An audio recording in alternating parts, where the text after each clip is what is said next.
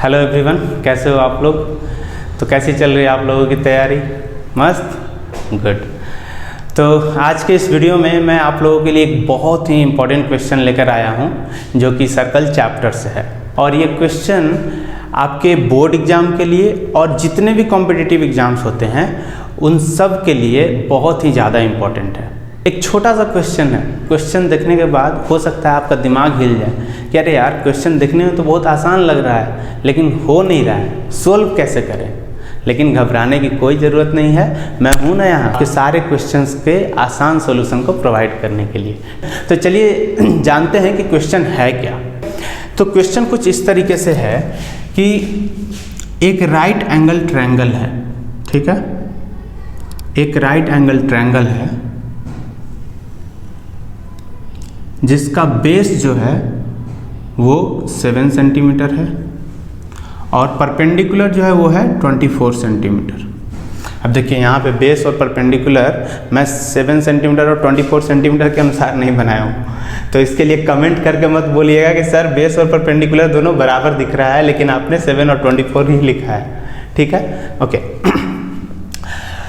और इस right angle triangle के अंदर में एक सर्कल इंस्क्राइब किया गया है, मतलब एक इनसर्कल है। अब सर्कल जो है ये पता नहीं, लग रहा है जैसे फ्राई किया हुआ अंडा बन गया ठीक है, तो इसके बारे में कमेंट करके लिखना स्टार्ट मत कर दीजिएगा, ठीक है, ओके। तो कॉन्सेप्ट पे ध्यान दीजिए।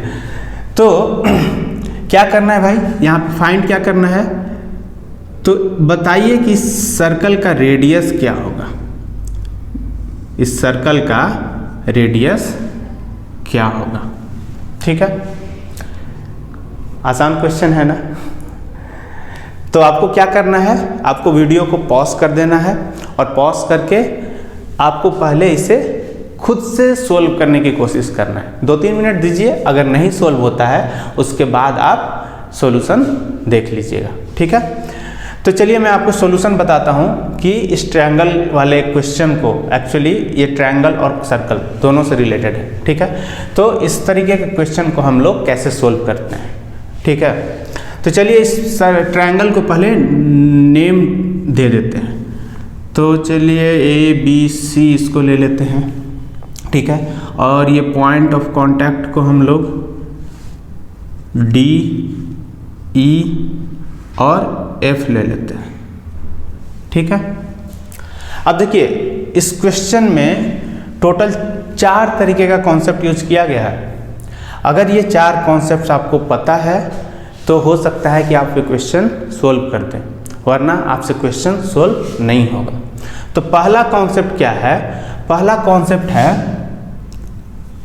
वो है पाइथागोरस थ्योरम, जो कि ऑब्वियस है, आपको पता चल गया होगा कि पाइथागोरस थ्योरम कहाँ पे लगेगा, ठीक है। परपेंडिकुलर दिया हुआ है, बेस दिया हुआ है, तो हाइपोटेनस निकालने के लिए हम लोग पाइथागोरस थ्योरम का यूज करेंगे, ठीक है। दूसरा कॉन्सेप्ट जो है वो है सर्कल चैप्टर से।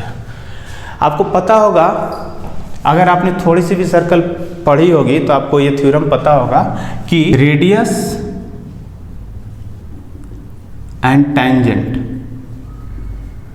Always makes 90 degree at the point of contact. मतलब पॉइंट ऑफ कांटेक्ट पे रेडियस और जो टेंजेंट होते हैं वो 90 डिग्री का कोण बनाते हैं। मतलब क्या है, मतलब ये इस सर्कल का टेंजेंट है और ये रेडियस है और ये आपका हो गया पॉइंट ऑफ कांटेक्ट, ठीक है। तो ये एंगल जो होगा वो हमेशा 90 डिग्री होगा, ठीक है। तीसरा कॉन्सेप्ट जो यूज किया गया, यहाँ पे आप देख रहे हैं इस कॉन्सेप्ट का यूज कहाँ पे है, यहाँ पे। तो ये एंगल क्या होगा, 90 डिग्री होगा, ये एंगल क्या होगा, 90 डिग्री होगा, ठीक है। तीसरा कॉन्सेप्ट जो यूज किया गया है वो है किसी भी सर्कल में और किसी भी सर्कल पे किसी एक्सटर्नल पॉइंट से, उस सर्कल के एक्सटर्नल पॉइंट से अगर हम 2 टेंजेंट ड्रॉ करते हैं तो दोनों टेंजेंट का लेंथ जो होता है वो क्या होता है, इक्वल होता है, राइट। मतलब OA OB के बराबर होगा, ठीक है। ये आपका तीसरा कॉन्सेप्ट होगा। ये भी कॉन्सेप्ट आपको पता चल रहा होगा कहाँ पे यूज करना है। तो इस पॉइंट से इस सर्कल पे 2 टेंजेंट ड्रॉ किया गया है, इस पॉइंट से 2 टेंजेंट ड्रॉ किया गया है और इस पॉइंट से 2 टेंजेंट ड्रॉ किया गया है। करेक्ट, क्योंकि ये एक इन सर्कल है और इन सर्कल क्या करता है, इन सर्कल जो ट्रायंगल के साइड्स होता है उसको टच करता है, कट नहीं करता है, उसको सिर्फ टच करता है। तो AC, BC और AB क्या है, टेंजेंट्स है। ठीक है, तो चौथा कॉन्सेप्ट क्या है, चौथा कॉन्सेप्ट है कि किसी भी पैरेललोग्राम में, मान लेते हैं कि ये एक पैरेललोग्राम है, तो पैरेललोग्राम का मतलब क्या होता है, ये दोनों साइड्स पैरेलल होगा और ये दोनों साइड्स पैरेलल होगा। करेक्ट, तो किसी भी पैरेललोग्राम में अगर कोई एक एंगल भी अगर 90 डिग्री है और एडजेसेंट साइड अगर इक्वल है तो ये पैरेललोग्राम क्या हो जाएगा, ये स्क्वायर हो जाएगा। पता है ना, नहीं पता है तो देख लीजिए। अगर एक 90 है तो ये भी 90 हो जाएगा, ये भी 90 हो जाएगा, ये भी 90 हो जाएगा, क्योंकि सारे अपोजिट साइड्स पैरेलल है। और अगर ये साइड इसके इक्वल है, ये इसके इक्वल है, तो ये तीनों साइड इक्वल हो गया, और ये इसके इक्वल है तो ये चारों साइड ये आपस में इक्वल हो गया ना, तो ये क्या हो गया, स्क्वायर हो गया। ठीक है, तो ये चारों कॉन्सेप्ट्स का यूज करके हम लोग इस क्वेश्चन को सोल्व करेंगे। अब देखिए AD और AF क्या है, टेंजेंट्स है। ठीक है, तो थर्ड कॉन्सेप्ट के अनुसार AD और AF दोनों बराबर होगा। करेक्ट, सिमिलरली BD और BE दो बराबर होगा। पॉइंट B से आपने 2 टेंजेंट ड्रॉ किया है, BD और B।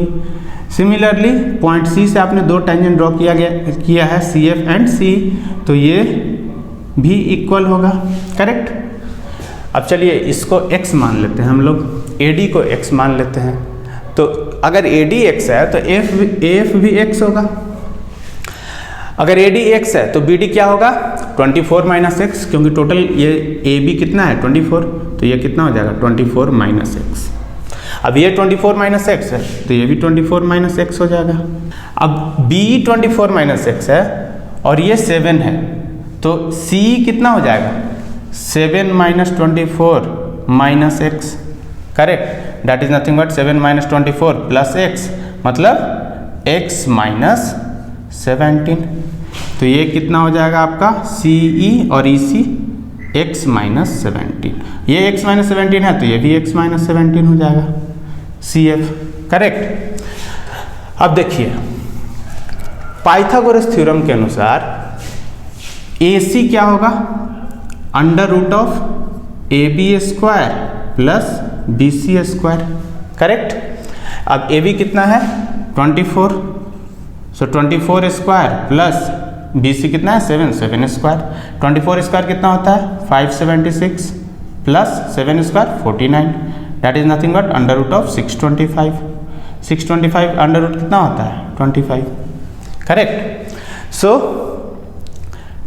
AC कितना होगा आपका 25। It means x plus x minus 17, x plus x minus 17 is equal to how much 25।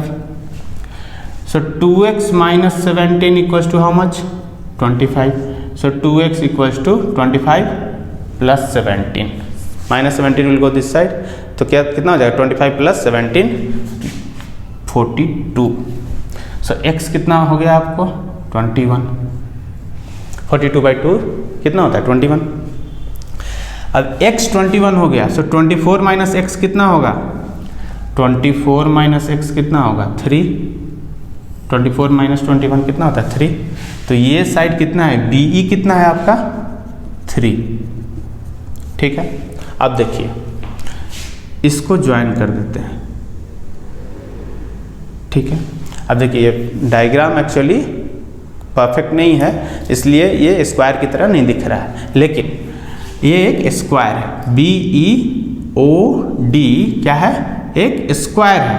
कैसे स्क्वायर है, तो देखिए ये एंगल तो आपको 90 डिग्री पता है, कॉन्सेप्ट नंबर 2 के अनुसार रेडियस और टेंजेंट हमेशा 90 डिग्री बनाते हैं, और ये एक राइट एंगल ट्रायंगल है, तो ये एंगल भी 90 डिग्री है। तो ये एंगल 90, ये angle 90, sum of both the angles कितना है 180। इट मीन्स ये साइड और ये साइड दोनों पैरेलल होगा। क्यों, आपको पता है कॉन्सेप्ट ना कि अगर sum of interior angles on the same side of the transversal अगर 180 होता है तो बोथ द लाइन्स क्या होगा, पैरेलल होगा। तो ये लाइन और ये लाइन पैरेलल है।